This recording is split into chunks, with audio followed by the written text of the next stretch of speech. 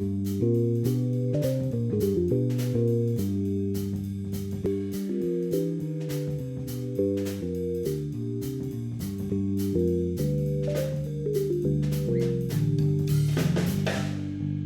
right, today it's our pleasure to have Ed Lazear here back to Chicago, his true home. And it's a pleasure to have you here today, Eddie, and want to talk to you about your experience in economics, your thoughts on Chicago, your experience in government, and how economics played a big role in all those different things you did. Okay, great. Happy to be here, and thanks for having me. It's always great to be back at Chicago, and the fact that I spend a lot of time here has revealed preference, that this is still a place that's, deep in my heart, and for good reason. It's a wonderful place and still is. When you got out of graduate school, you came to Chicago, and I think you were greatly influenced by the people who were here at the time. A couple people that come to mind, Gary Becker and Sherwin Rosen. And what was it like coming to Chicago in those days when you first came out of graduate school? Well, Chicago was my dream job. So even as a graduate student at Harvard, I always thought of Chicago as really being the intellectual center of the universe, at least the economic universe. And when I got a chance to come here, I took the offer within about 3 seconds of having gotten it. I wasn't a very good negotiator. But that's because what was going on in Chicago was, to me, really the heart of what economics was about. And the reason was, in those days you had the greats like Stigler and Friedman and Becker, of course, who were, to my mind, the people who thought most carefully about how economics could be helpful in explaining the real world. They were theorists, but at the same time, theorists who were always thinking about the empirical implications of everything they did, and they believed in economics. To them, economics was not a game. It was something that was genuine, it was real, it was what the world was about. And I wanted to get more of that. I believed that even coming here, but I wanted to get more of it, and having those three, and of course you mentioned Sherwin, who was my teacher and really my great mentor. He came a couple of years later, but having those three, and then all the others, of course, who came. Bob Lucas came the same year I did, and a number of others. It was just an amazing place. Jim Heckman was here as a young guy. Terrific place, amazing place, really. You span a wide range, obviously, in your research, but I think people associate you most with personnel economics. And how do you think about personnel economics? And obviously it's part of labor economics. What did you draw on from labor economics, and what do you see as unique to personnel economics, the way you've done it? I started out in the economics department at University of Chicago, and after about 4 years or so, I moved to the business school.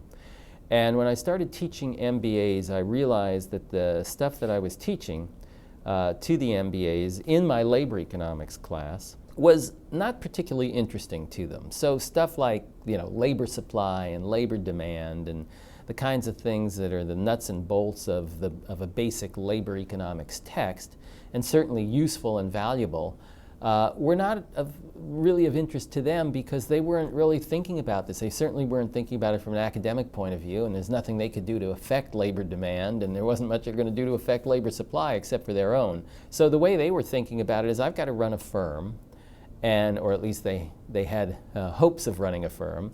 And the question is, what could we teach them that would be useful to them in organizing the workforce and dealing with the people in their firms? And so it was really that push, it's kind of this implicit push by my students to talk about something that was relevant, that got me thinking about what I think of as personnel economics.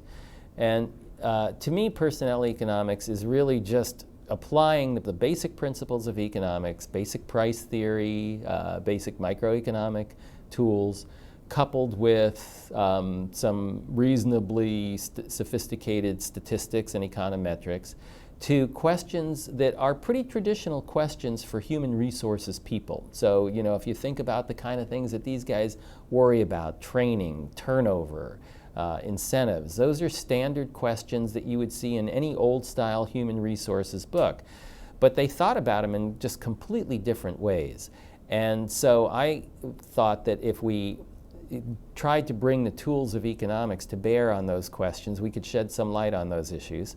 And that's basically what personnel economics is about, and my work certainly is in that spirit, and those who have followed and joined in that effort have done exactly the same thing, thinking about real-world business-style problems. So it's more of a field that's geared toward what you might think of as business economics than kind of government economics. It's really, applied at the level of operations, and rather than trying to figure out how to adjust the economy. It's the stuff that most of these guys are actually going to be doing. Most of them are going to end up being in business, and so they want to know, how can this stuff apply to business? And I felt that we were shortchanging them unless we gave them something that was a bit more useful to them. One of the characteristics I would think when I see your work in personnel economics is that it didn't go down a traditional human resource path of sort of looking at the firm solely from an internal point of view.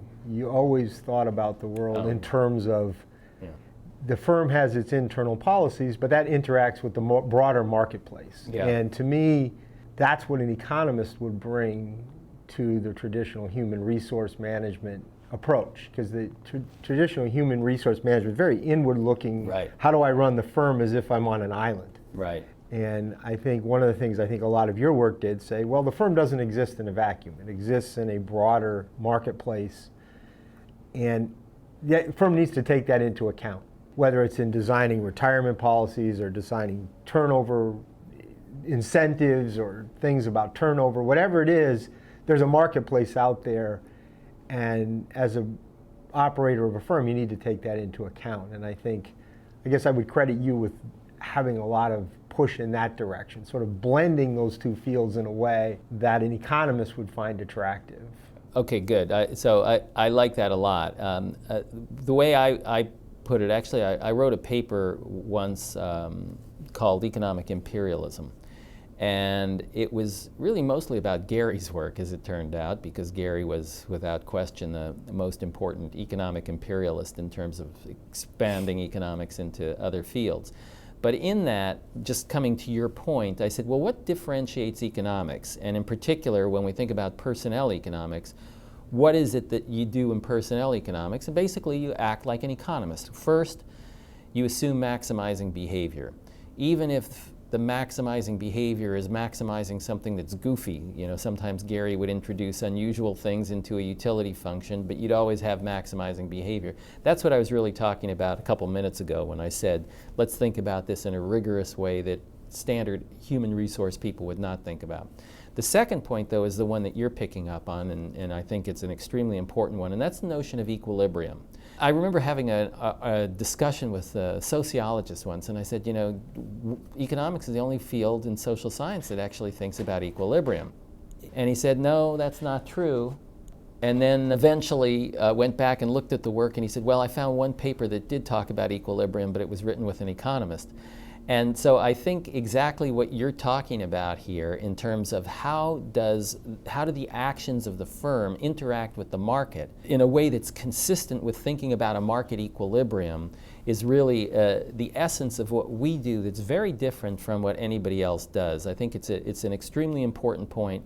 I would argue it's what elevates economics to the level of being a serious science, because we do force ourselves to think about how's the system going to fit together, how is it going to work, how are outside forces impacting the inside forces. And that's a very different way of thinking about the world than any other social science.